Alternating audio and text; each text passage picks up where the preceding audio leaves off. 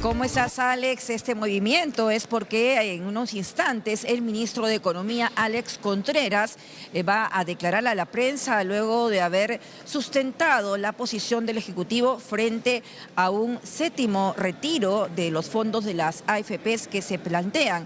El ministro ha señalado que está en contra de este retiro porque no es una solución y que precisamente perjudica al sistema de pensiones, a la jubilación a la que tienen derecho los pensionistas, los trabajadores. En todo caso, ha acotado que si esto se aprueba, tiene que ser para un grupo de personas que están en situación de desempleado. Vamos a escuchar lo que dice el ministro, precisamente para actualizar esta información. Ministro, estamos en vivo para TV Perú.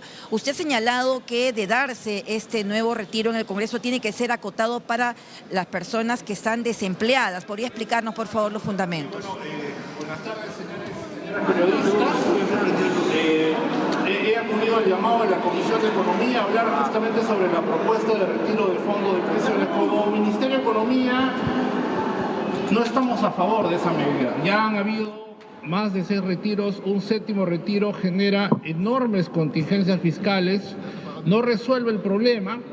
Sin embargo, entendiendo la preocupación de los congresistas, la necesidad que está pasando un grupo de ciudadanos, hemos quedado en, como MEF, apoyar a la Comisión, trabajar una medida que sea mucho más acotado, que responda a la necesidad actual de un grupo de ciudadanos y de ciudadanas, pero también de discutir la propuesta del Ejecutivo. Así que nos hemos comprometido. Esta propuesta ya ha pasado por un largo proceso de comentarios y esperamos que este día lunes se pueda aprobar en Consejo de Ministros.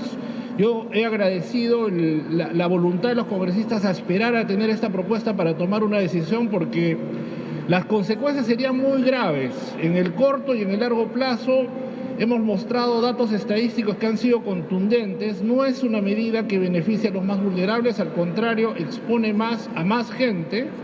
El número de personas desprotegidas pasaría de 2 millones a 3 millones y eso es un riesgo fiscal de cara al Perú de los siguientes años. La responsabilidad del Ministerio de Economía tiene que ser cuidar las cuentas fiscales de ahora y hacia adelante, ¿no? Por eso, pero a pesar de todo, ha sido una discusión que yo saludo, ha sido una discusión técnica con argumentos y bueno, vamos a esperar probablemente un siguiente llamado para poder discutir de la reforma del sistema de pensiones. Ministro, buenas tardes. Estamos en vivo para Canal N. Precisamente, ¿en qué va a consistir esta reforma del sistema de pensiones? Porque si bien es cierto, esto se tiene que definir el día lunes en el Ejecutivo, en Consejo de Ministros, ¿cuándo será presentada ante el Congreso? ¿Qué puntos exactamente va a incluir esta reforma para no afectar precisamente a aquellos aportantes al sistema privado? Sí, lo que no queremos es que se vulnere el sistema actual. Ya ha sido muy golpeado, el sistema se ha reducido en más de un 50%. Entonces lo que queremos con esta propuesta primero es generar más competencia, que se reduzcan las comisiones, establecer 3 pilares básicos que brinden protección a los de menos ingresos, que generen incentivos al ahorro, fortalecer la competencia, considerar también los aportes de forma que nosotros, tanto en el sistema público como privado, podamos ofrecer una pensión mínima a los afiliados. Y lo más importante es que la propuesta del Ejecutivo es una propuesta fiscalmente viable, es sostenible, es financiable con los recursos públicos. ¿Cuánto sería la pensión mínima y si esto, digamos, generaría que pensión 65 desaparezca o se va a mantener a pesar de esa pensión mínima que se plantea? No, hay una pensión mínima, pero hay lo que se llama un pilar no contributivo, que es un pilar de soporte a los grupos de menores ingresos que no tienen capacidad de ahorro. Entonces, en general, lo que implica es una coexistencia entre el sistema público y el sistema privado, abrir la cancha a más jugadores, es decir, que entren nuevos tipos de empresa a competir, a ofrecer productos más rentables a los ahorristas y lo que queremos es eso, que no se tome una decisión precipitada de aprobar un séptimo retiro que vulnere más el sistema, que nos deje en una situación en donde no tengamos que reformar nada, ¿no? Y eso sería muy costoso para el país. Ministro, buenas tardes. Cuando se refirió durante la comisión el verbo focalizar, hay que focalizar, sí. Sin embargo, para llegar a un acuerdo respecto a la población más vulnerable, ¿cuál sería el criterio, el rango respecto a la capacidad remunerativa de estas personas, ¿no? Este grupo de personas, ¿qué criterio de rango de sueldo tendría que tener o cuánto de recaudación para que accedan, sí, a un retiro. Eso es algo que se tiene que coordinar, pero claramente la preocupación de los congresistas va por el lado de qué pasa con las personas que no están trabajando en este momento y no están generando ingresos. Esta propuesta es muy abierta, es 4 y 3 para todos, ¿no? Sin considerar que hay personas de diferentes edades, que hay gente que sí está trabajando en este momento, hay gente que no. Entonces lo que queremos es que se focalice en un grupo vulnerable, en el grupo que necesite en un momento de contexto económico complicado, que no le está pasando bien, ¿no?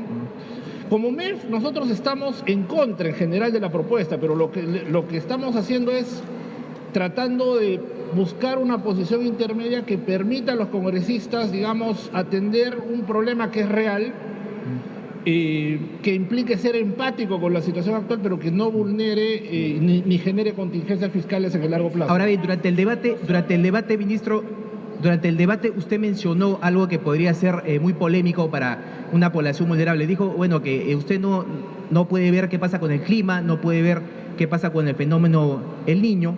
No, esto no podría sonar ofensivo precisamente para las personas que han sufrido los estragos del fenómeno del Niño y que precisamente necesitan una acción de rescate del gobierno por la vulnerabilidad económica. No, de ninguna manera. Mi respuesta era claramente a una pregunta de un congresista que decía que la situación económica actual responde a la acción del Ministro de Economía, y al contrario, como Ministerio de Economía hemos utilizado todas las herramientas disponibles para impulsar la reactivación. Desde diciembre lanzamos con Punche 1, lanzamos con Punche 2, estamos trabajando en medidas de corto, de mediano y largo plazo. En ese sentido, le explicaba al congresista que lo que pasa en la economía no solamente depende de la política fiscal, depende también de factores que no controlamos, entre ellos el clima. No tiene nada que ver, al contrario, más bien nos estamos preocupando mucho de cara a evitar que aquellas personas que viven en ciudades vulnerables al fenómeno del Niño se vean afectadas. Por eso es que estamos yendo por un crédito suplementario.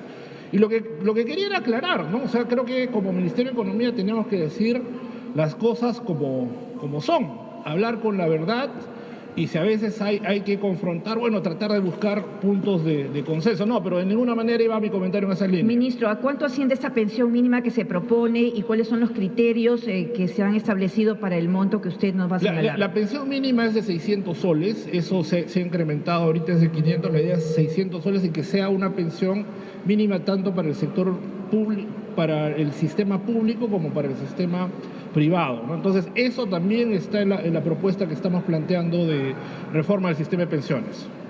Dado que se quiere proteger a los más vulnerables y si es que si usted está en contra de justamente este retiro, ¿usted cree que la pensión de 600 soles sea suficiente para abarcar este lado, este sector más vulnerable que tenemos nosotros? Sin lugar a dudas nunca es suficiente, pero 600 soles es mucho más de lo que en este momento muchos ciudadanos y ciudadanas tienen.